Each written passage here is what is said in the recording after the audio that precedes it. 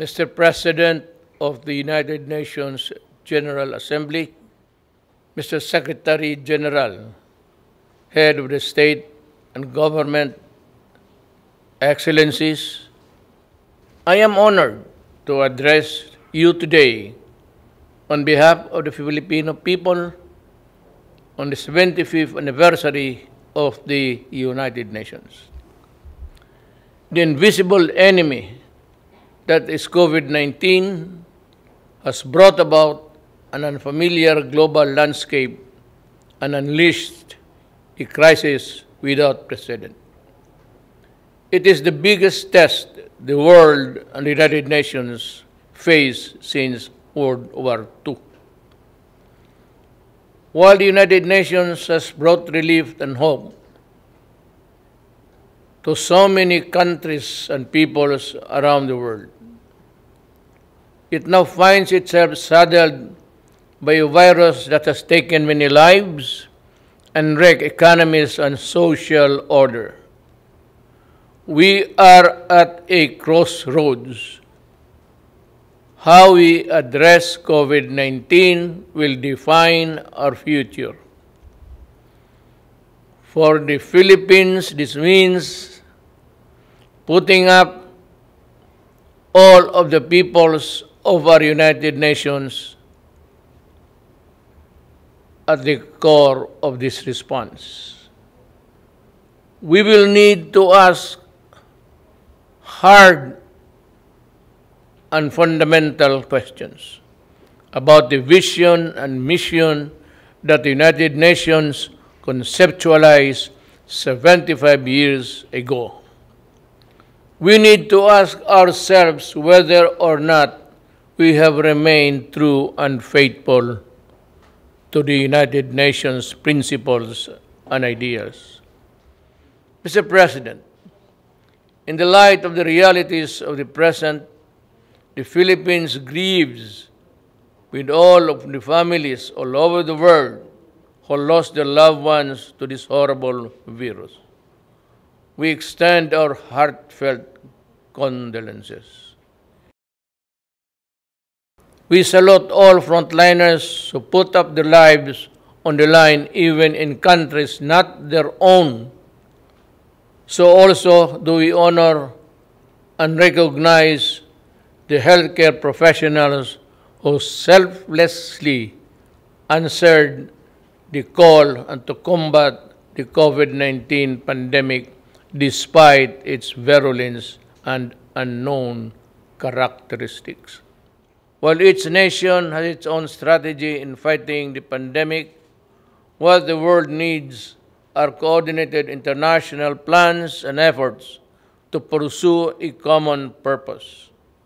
COVID-19 knows no border, it knows no nationality, it knows no race, it knows no gender, it knows no age, it knows no creed.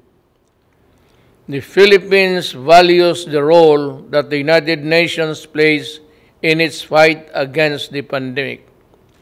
And a middle-income country whose economic advances have been derailed by the pandemic, we welcome the launch of the UN COVID Response and Recovery Fund.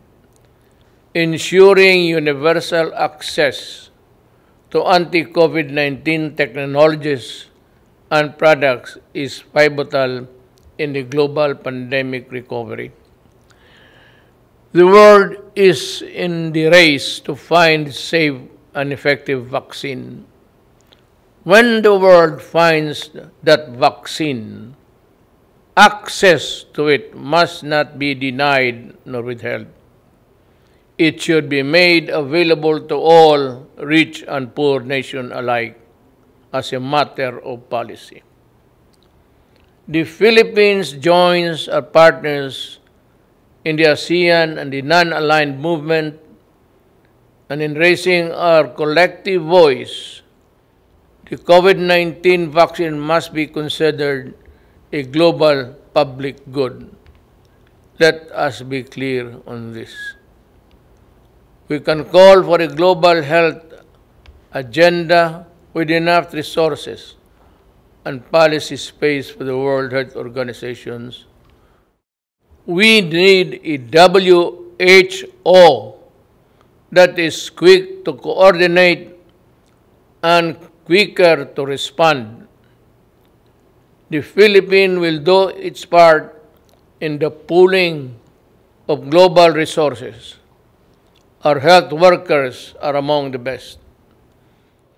Mr. President, just as we needed stability and confidence because of the pandemic, geopolitical tensions continue to rise. Escalating tensions benefit no one. The new flashpoints heighten fears and tend to tear peoples apart. When elephants fight, it is the grass that gets trampled flat. Given the size and military might of the contenders, we can only imagine and be aghast at the terrible toll on human life and property that shall be inflicted if the world war deteriorates into a real war of nuclear weapons and missiles. I therefore call on the stakeholders in the South China Sea, the Korean Peninsula, the Middle East, and Africa. If we cannot be friends as yet, then in God's name, let us not hate each other too much. I heard it once said, and I say it to myself, complete agreement. Mr. President, Filipino migrant workers have been devastated by the pandemic. Many have lost not only their livelihood, but also their health and lives as well. Yet they go on in the front lines, healing, caring others in the different parts of the world. The Philippine government has embarked on an unprecedented repatriation program.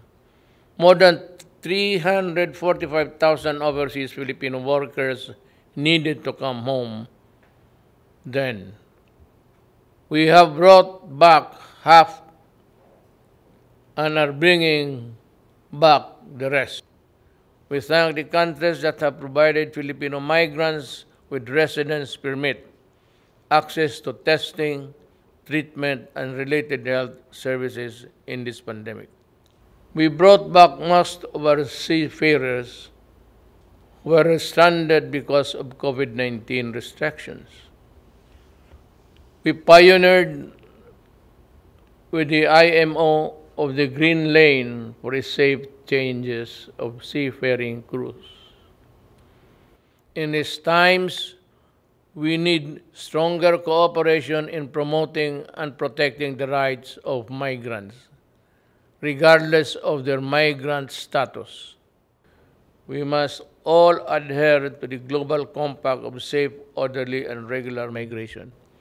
Unless states include all the migrants in this response to this pandemic, no one among us is safe until everyone is safe, as the Secretary General has said. With the poverty rate reduced at 16.6% and a sustained economic growth of 6.4%. Between 2010 and 2019, the Philippines was on track to becoming an upper middle income country by the end of 2020. But the pandemic has placed our economy in recession. Despite this downward pressure on growth, the Philippines remains committed to the Sustainable Development Goals. Mr. President, the same urgency needed to fight COVID-19 is needed to address the climate crisis. This is a global challenge that has worsened existing inequalities and vulnerabilities from within and between nations. Climate change has worsened, and the ravages of pandemic. People in the developing countries like the Philippines suffer the most. We cannot afford to suffer more. The Philippines joined the Paris Agreement to fight climate change. We call on all parties, especially those who have not made good their commitment to fight climate change, to honor the same. We call on all parties to strengthen communities and peoples for preparedness and resilience. We're talking about mankind and Earth, our one and only home. Mr. President, the Philippines will continue to protect the human rights of its people, especially from the scourge of illegal drugs, criminality, and terrorism. A number of interest groups have weaponized human rights, some well-meaning, others ill-intentioned.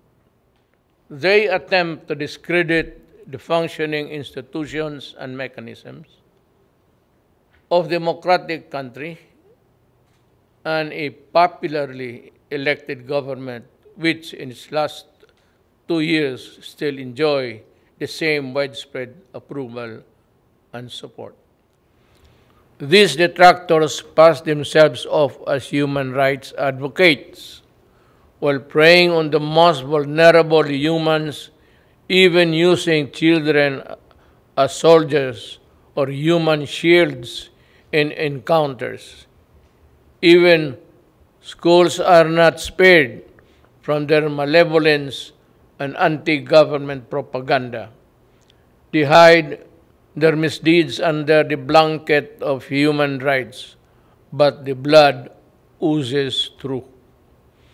To move forward, open dialogue and constructive engagement with the United Nations is the key, but this must be done in full respect of the principles of objectivity, non-interference, non-selectivity, and genuine dialogue. These are the fundamental basis for productive international cooperation on human rights. Mr. President, terrorism looms large. As I said at the Aqaba process, the Philippines will do everything and partner with anyone who would sincerely desire to protect the innocent from terrorism in all its manifestations. The Marawi siege, where foreign terrorist fighters took part,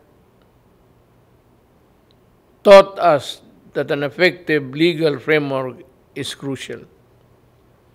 Our 2020 Anti-Terrorism Act shores up the legal framework by focusing on both terrorism and the usual reckless response to it.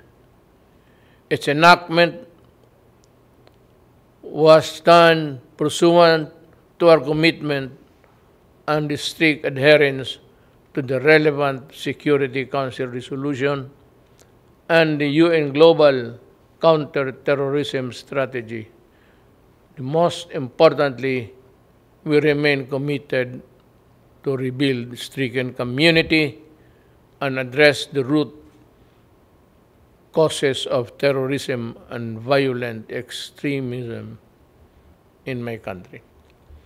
We must remain mindful of our obligation and commitment to the Charter of the United Nations, and as amplified by the 1982 Manila Declaration on the peaceful settlement of international disputes, the Philippines affirms that commitment in the South China Sea in accordance with UNCLOS and the 2016 Arbitral Award.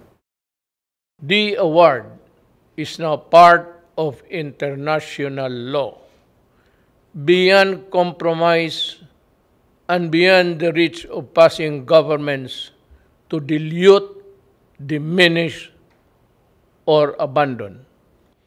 We firmly reject attempts to undermine it. We welcome the increasing number of states that have come in support of the award and what it stands for: the triumph of reason over rashness, of law over disorder, of amity over ambition. This, as it should, is the majesty of the law. Mr. President, the global health crisis has further complicated the global security environment.